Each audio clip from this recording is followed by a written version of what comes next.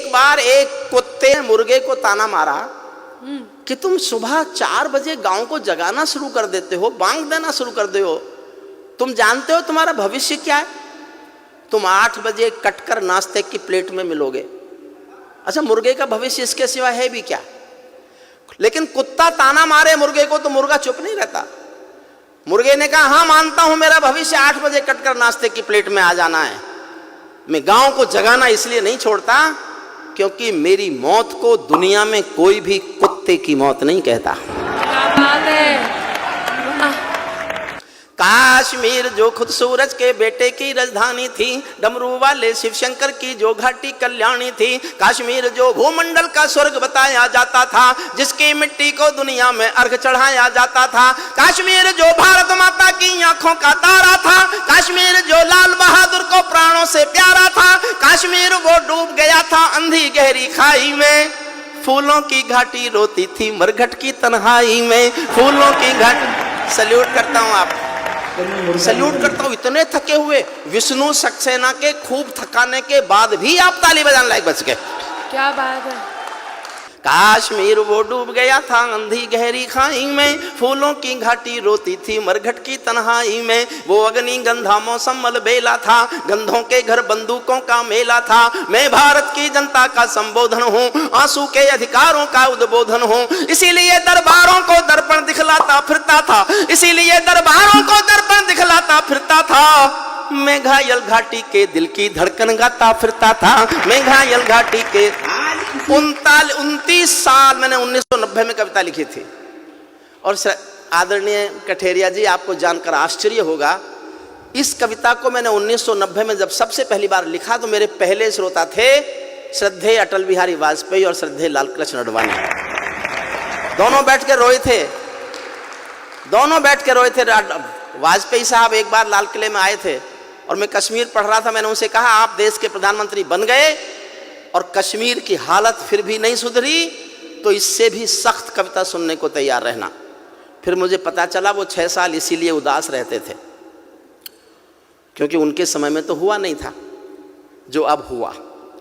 मन से सुनिए, मैं अपना मन पूरा इस कविता के साथ आपसे जोड़ना चाहता हूँ। इसीलिए दरबारों को दर्पण दिखलाता फिरता था, मैं घायल घाटी के दिल की धड़कन गाता फिरता था, हमने नारों में गाया था सब कश्मीर हमारा था, जब जब भी छू कर देखा हिम चोटी में अंगारा था, काश्मीर था जहाँ तमंचे थे केसर की क्यारी में, काश्मीर था जहाँ तमंचे थे केसर की क्यारी में, काश्मीर था जहाँ रुदन था बच्चों की किलकारी में, काश्मीर था जहाँ तिरंगे झंडे फाड़े जाते थे, 47 के बंटवारे के घाव उघाड़े जाते थे, काश्मीर था जहां हौसलों के दिल तोड़े जाते थे, खुदगर्जी में जेलों से हत्यारे छोड़े जाते थे, खुदगर्जी में जेलों से हत्यारे छोड़े जाते थे, अपहरणों की रोज कहानी होती थी, धरती मैया पानी पानी होती थी, झेलम की लहरें भी आंसू लगती थी, गजलों की बहरें भी आंसू लगती थी, मैं आंखों के पानी को ललकार बनाता फिरता था, मैं आंखों के पानी को ललकार बनाता फिरता था, मैं घायल घाटी के दिल की धड़कन गाता फिरता था, मैं घायल घाटी के दिल की। काश्मीर था जहां गर्द में चंदा सूरज तारे थे, झरनों का पानी रक्तिम था झीलों में अंगारे थे, काश्मीर था जहां फिजाएं घायल दिखती रहती थी, गर्म हवाएं घाटी का राशि फल लिखती रहती थी, काश्मीर था जहां दरिंदों की मनमानी चलती थी, घर घर में एक 56 की दर्द कहानी चलती थी, काश्मीर था जहां हमारा राष्ट्रगान शर्मिंदा था, समर्थन करना जी भर के करना, काश्मीर था जहां हमारा राष्ट्रगान शर्मिंदा था, भारत माँ को गाली देकर भी खलनायक जिंदा था, भारत माँ को गाली देकर भी खलनायक जिंदा था, काश्मीर था जहां देश का सिर झुकाया जाता था। और जिस दिन ये घटना घटी मैंने उस दिन पंक्ति लिखी थी, समझ जाओ किसी को पिछली याद हो तो समर्थन करना। काश्मीर था जहां देश का मान गिराया जाता था, मस्जिद में गद्दारों को खाना भिजवाया जाता था, गूंगा बहरापन ओढ़े सिंह, गूंगा बहरापन ओढ़े सिंहासन था, गूंगा बहरापन ओढ़े सिंहासन था, लूले लंगड़े संकल्पों का भाषण था, फूलों की घाटी लाशों की मंडी थी, फूलों की घाटी लाशों की मंडी था, अनुशासन का पूरा दौर शिखंडी था, अनुशासन का पूरा दौर शिखंडी था, मैं इसको ही कायरता की लाश उठाता फिरता था, मैं घायल घाटी के दिल की धड़कन गाता फिरता था, मैं घायल घाटी के दिल की। हमको दो आंसू नहीं आते थे अनहोनी घटना पर। 89 में 4.5 लाख कश्मीरी पंडित कश्मीर से मारपीट कर निकाले गए, उनकी बेटियों के साथ बलात्कार किए गए, संपत्ति छीनी गई, घरों में आग लगाए गए। अपने दिल पर हाथ रखकर सोचना, क्या दुनिया के इतिहास में इससे बड़ी कोई मॉब लिंचिंग हुई है क्या? आज किसी की गलती से एक हत्या पर देश में शोर मचा देते हैं, ये मॉब लिंचिंग है, होनी नहीं चाहिए। मैं समर्थन नहीं करता उसका, लेकिन 4.5 लाख लोगों का घर से बाहर निकाल देना अगर मॉब लिंचिंग नहीं थी तो हिंदुस्तान में कोई मॉब लिंचिंग होती नहीं। हमको दो आंसू नहीं आते थे, मेरा साथ देना, मैं इतिहास खोल रहा हूं। हमको दो आंसू नहीं आते थे अनहोनी घटना पर, थोड़ी सी चर्चा होती थी बहुत बड़ी दुर्घटना पर। राजमहल को शर्म नहीं थी, घायल होती छाती पर, भारत मुर्दाबाद लिखा था श्रीनगर की छाती पर। मन करता था फूल चढ़ा दूं लोकतंत्र की अर्थी पर। भारत के बेटे निर्वासित हो गए अपनी धरती पर, भारत के बेटे निर्वासित हो गए अपनी धरती पर। वे घाटी से खेल रहे थे गैरों के बलबूतों पर, जिनकी नाक टिकी रहती थी पाकिस्तानी जूतों पर। कश्मीर को बंटवारे का धंधा बना रहे थे वे, कश्मीर को बंटवारे का धंधा बना रहे थे वे। जुगनू को बैसाखी देकर चंदा बना रहे थे वे, फिर भी खून सने हाथों को न्योता था दरबारों का। जैसे सूरज की किरणों पर कर्जा हो अंधियारों का, जैसे सूरज की किरणों पर कर्जा हो अंधियारों का। कुर्सी भूखी थी नोटों के थैलों की, कुर्सी भूखी थी नोटों के थैलों की, कुलवंती दासी हो गई रखेलों की। एक नाम लेता हूं कविता में, उसका नाम सुनकर आपके दिल में आदर की, प्यार की, सम्मान की हिलोर उठे तो उस हिलोर को तालियों में बदल देना। कुर्सी भूखी थी नोटों के थैलों की, कुलवंती दासी हो गई रखेलों की। घाटी आंगन हो गई खूनी खेलों की, बहुत जरूरत थी सरदार पटेलों की, बहुत जरूरत थी सरदार पटेलों की। मैं घाटी के आंसू का संतरास मिटाता फिरता था, मैं घायल घाटी के दिल की धड़कन गाता। एक छंद पढ़ रहा हूं साहब। भारत मां को इस समय सोने दो, बड़ी मुश्किलों से इस बहादुर सरकार की कोशिशों के बाद भारत मां सुकून से सोने की हालत में आ गई। वाह वाह वाह वाह वाह, बहुत बढ़िया। मैं एक छंद पढ़ रहा हूं।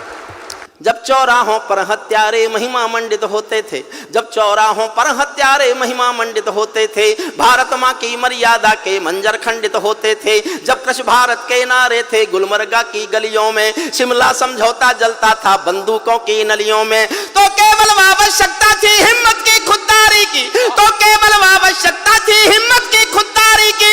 56 इंची सीने में ही आशा थी दमदारी की, 56 इंची सीने, 56 इंची सीने से ही आशा थी 56 इंची सीने से ही आशा थी दमदारी की। संविधान को बदल दिया है घाटी गैर नहीं होगी, जहां तिरंगा नहीं मिलेगा उनकी खैर नहीं होगी, जहां तिरंगा नहीं मिलेगा।